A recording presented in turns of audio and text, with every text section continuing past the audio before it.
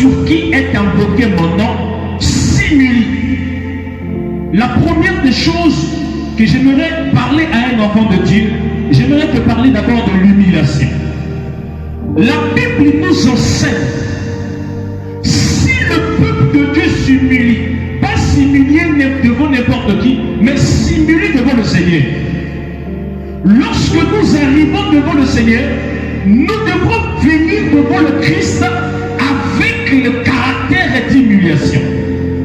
Un véritable enfant de Dieu, lorsque tu arrives devant le trône de Dieu, devant le nom de Dieu, bien aimé, tu dois te rabaisser. Ça veut dire que tu dois t'humilier pour reconnaître que le nom de Dieu, c'est le nom supérieur. Deuxièmement, la Bible déclare, prie.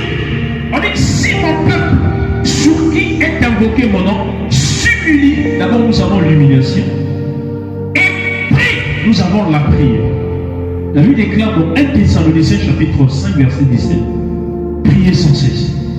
La prière, c'est quelque chose qui a la capacité de prendre quelqu'un qui est à terre et de l'élever.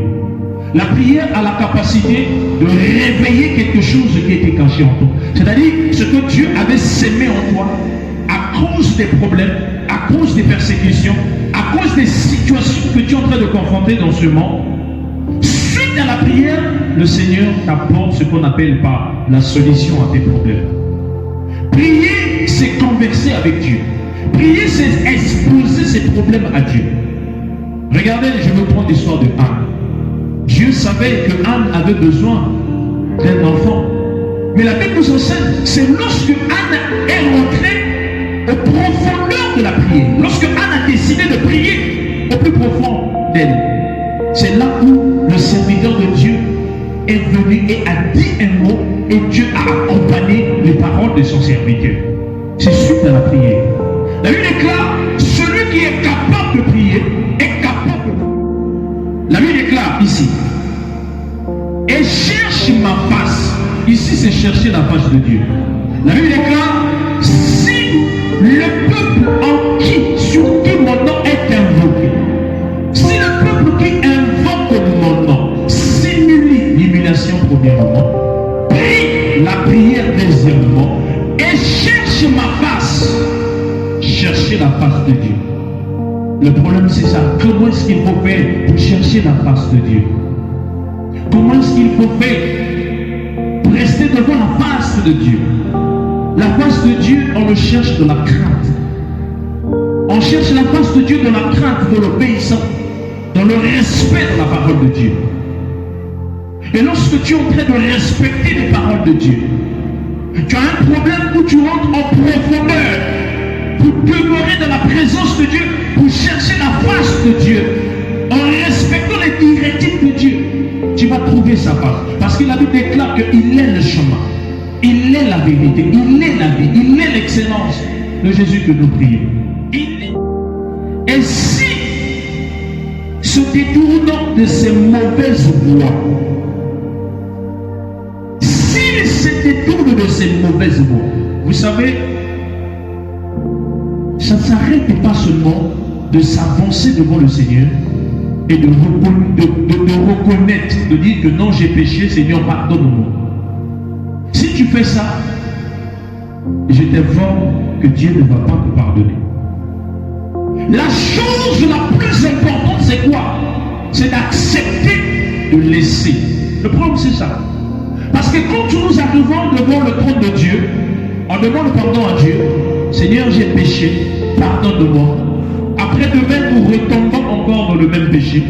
Après demain, nous retombons encore dans le même péché. Après demain, nous retombons encore et ainsi de suite. Bien aimé, c'est ça le problème. Le problème, c'est pas de demander pardon, mais le problème, c'est de prendre conscience et de laisser.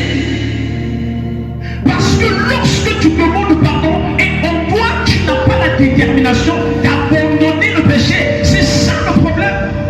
Aujourd'hui, tu peux demander pardon, mais si tu ne prends pas en toi la décision d'abandonner, c'est comme quelqu'un qui se lave et tu retombes encore dans la saleté. Lorsque tu te laves et tu te mets encore de la boue, c'est comme si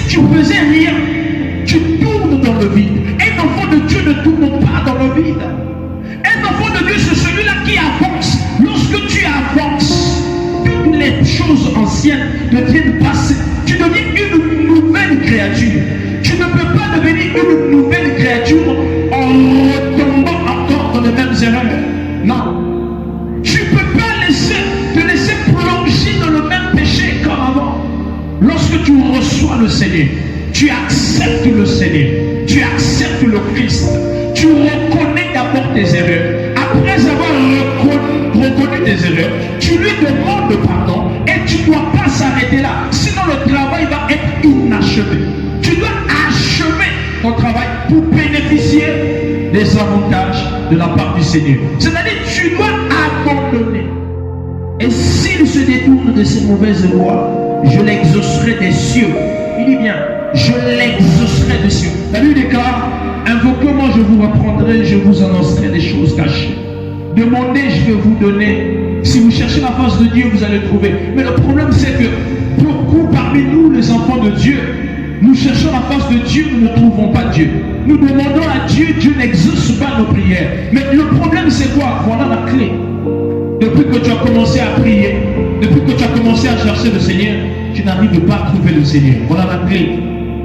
Donc il se dit, j'ai fait beaucoup d'années, je demande quelque chose à Dieu, mais j'ai comme l'impression que cette chose ne s'accomplisse pas.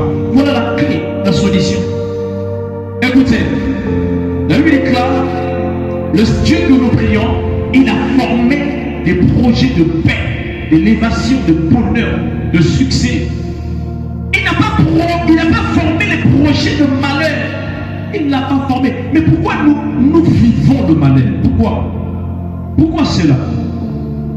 Nous devons revenir de sa parole.